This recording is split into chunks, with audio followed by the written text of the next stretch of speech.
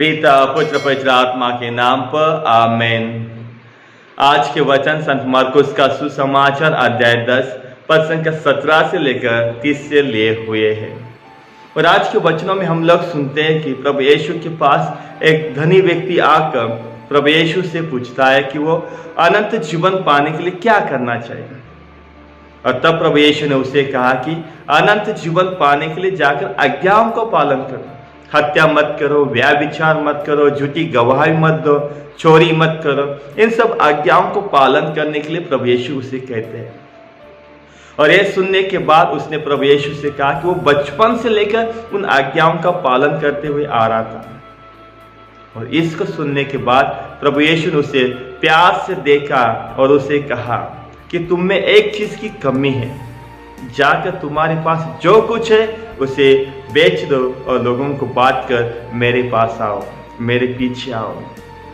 और ये सुनने के बाद वो प्रभु यीशु से वहाँ पे अपना मुंह मोड़कर वहाँ से चला जाता है, उदास होकर वहाँ से चला जाता है, क्योंकि उसके पास इतनी धन संपत्ति थी कि वो उसे छोड़ना नहीं चाहता है। वो उस धन संपत्ति से इतना जुड़ा था कि उसे छोड़ने का साहस तक नहीं करता है। ख्रीस्त में मेरे प्यारे भाई और बहनों, आज प्रभु यीशु हमारे धन संपत्ति के खिलाफ नहीं है, लेकिन आज हमारे जीवन में हम इस धन संपत्ति का किस तरह से इस्तेमाल करते हैं, इसके खिलाफ प्रभु यीशु है। क्या ये धन संपत्ति आज हमें हमारे जीवन में प्रभु यीशु के पास आने के लिए बाधा बनती है? क्या आज हमारे जीवन ये धन संपत्ति आज हमारे परिवार में बिखरने का कारण बनती है?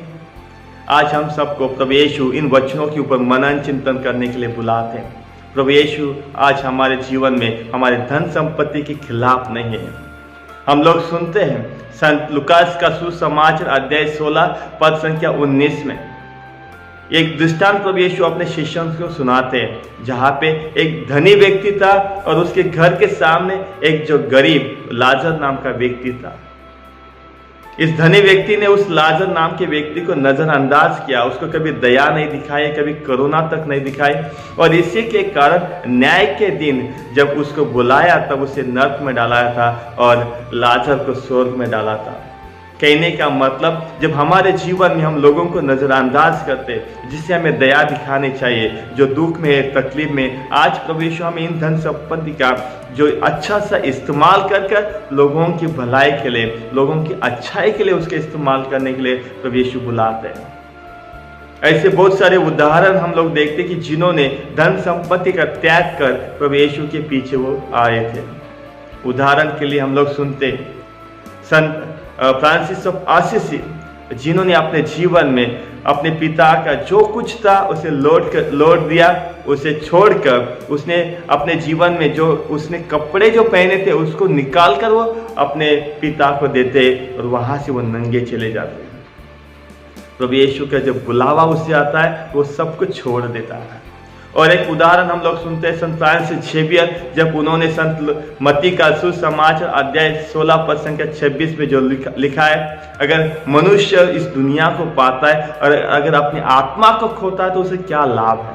और जब ये वचन उन्हें सुनाई देते, इस वचन ने जब उसे स्पर्श किया था, वो सब कुछ छोड़ देता है और प्रभु यीशु के पीछे आते हैं। ऐसे बहुत सारे उदाहरण हम लोग देखते हैं। संत लॉरेंस जो एक उपयाजक था, उसने लोगों को चर्च की जितनी भी संपत्ति उसको बांट दिया और वो मरने के लिए तैयार था। फिर इसमें मेरे प्यारे भाई और बहनों, इन सब उदाहरणों से हमें पता चलता है कि आज हमारे जीवन में अगर अनंत जीवन का अनुभव करना है तो हमें कुछ ना कुछ त्यागना है। जब तक हम त्याग नहीं करते तब तक ईश्वर का अनुभव नहीं करते। उदाहरण के लिए हम देखिए, हमारे परिवार में शांति नहीं है, अगर हमारे परिवार में झगड़े होते हैं, अगर हमारे परिवार में हमेशा उदास है, क्यों है? क्योंकि इसका कुछ ना कुछ कारण है, क्योंकि हम ऐसे कुछ चीजें हैं उसे छोड़ना नहीं चाहते। अपने आप से पूछिए, ऐसी कौन सी एक चीज है जिसको मैं छोड़ना नहीं चाहता, जिसके के कारण आज पति पत्नी के बीच में आज हमेशा झगड़े होते हैं, जिसके कारण आज हमेशा गलतफहमी होती है। ऐसे कौन सी चीज है जिसके कारण आज मेरे परिवार में उदासीनता है, किसके कारण अशांति है? प्रभु यीशु ने उस व्यक्ति से कहा कि आपके जीवन में एक चीज की कमी है, जाकर उसे बेच दो एक चीज थी, उसे त्यागने के लिए प्रभु यीशु कहते हैं आज हमें भी हमारे जीवन में वो चीज़ को त्यागने के लिए कहते हैं जो आज हमारे रिश्तों में दरार बनती है, जो हमारे परिवार में एक ऐसा कारण बनती है जो हमें शांति नहीं लाती है।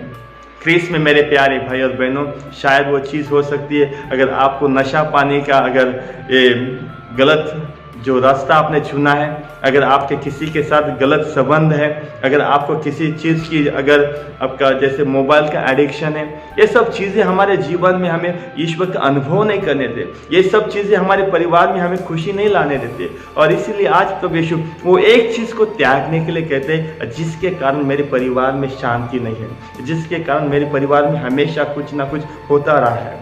आज वो चीज़ को त्यागने के लिए प्रभु यीशु कहते हैं। जिस तरह उसने उस धनी व्यक्ति से कहा था त्यागने के लिए, लेकिन वो उदास होकर चला गया, वो त्यागना नहीं चाहता है। आज हमारे जीवन में बहुत ऐसी चीज़ें हैं उसे हम त्यागना नहीं चाहते, उसे हम पकड़ के रखते हैं और इसी के कारण हम सच्चे शांति, सुख शांति का अनुभव नहीं कर पा रहे हैं।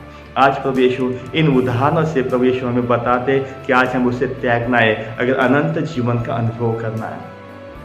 और एक उदाहरण मैं आप लोगों को देना चाहता हूँ जिसे आप सब जानते हैं। जो सिकंदर जो राजा था, उसने मृत्यु से पहले उसके 3 इच्छाएं रखी थी। उसने रखा था, पहले उसकी एक इच्छा थी कि जब मरने के बाद में उसका जो शव है वो डॉक्टर लोग उसको लेके जाने के लिए उसे कहता है। जिस डॉक्टर लोगों ने उसको देखभाल की थी, उसको ट्रीटमेंट दी थी, उसको वो अपने शव को उठा के लेके जाने के लिए वो अपनी इच्छा को प्रकट करता है, ताकि वो बताना चाहता है कि ऐसा एक डॉक्टर ने कि आपको मृत्यु को बचा सकता है। हमारे जीवन में आपने कितने भी धन संपत्ति आप क्यों ना कमा ले, लेकिन मृत्यु को हर एक को सामना करना है। वो उसकी पहली इच्छा थी कि उसकी जो शव था वो डॉक्टर लोग लेके चले जाए। उसकी दूसरी जो शर्त थी अपने जीवन में मृत्यु के बाद, उसने कहा था कि जब उसकी जो अंतिम यात्रा के समय सोना चांदी को रास्ते में बिखरा जाए, ताकि इससे पता चला कि जाते समय वो कुछ भी अपने साथ लेके जाने वाला नहीं, कितनी भी आपकी धन संपत्ति क्यों ना हो, वो उसे वही छोड़ के जाने वाला है। और उसकी तीसरी जो इच्छा थी, वो कहता है कि वो मरने के बाद उसके दोनों हाथों बाहर निकल कर, ताकि लोग देख सके कि वो खाली हाथ आया था और खाली हाथ जा रहा है। इन 3 इच्छाओं से आज हमें पता चलता है कि आज हमारे जीवन में हम कुछ भी लेके जाने वाले नहीं। आप कितने भी महान क्यों ना बने, कितने भी धन संपत्ति आपके पास क्यों ना हो, वो आपके कुछ काम आने वाली नहीं।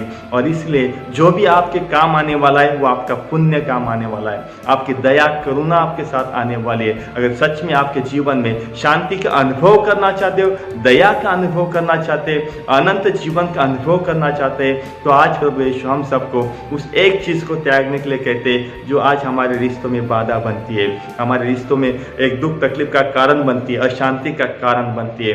तो चलिए आज हम ईश्वर से वो कृपा और आशीष मांगते हैं। मैं जानता हूँ कि वो चीज़ छोड़ने के लिए आज हम लोग साहस नहीं करते। जिस तरह से उस धनी व्यक्ति ने साहस नहीं किया, वो वहाँ से उदास होकर चला गया। आज हम भी उस एक जो चीज़ है उसे छोड़ना नहीं चाहते, क्योंकि हम उससे बहुत जुड़े हुए और इसीलिए हम उसको छोड़ना नहीं चाहते।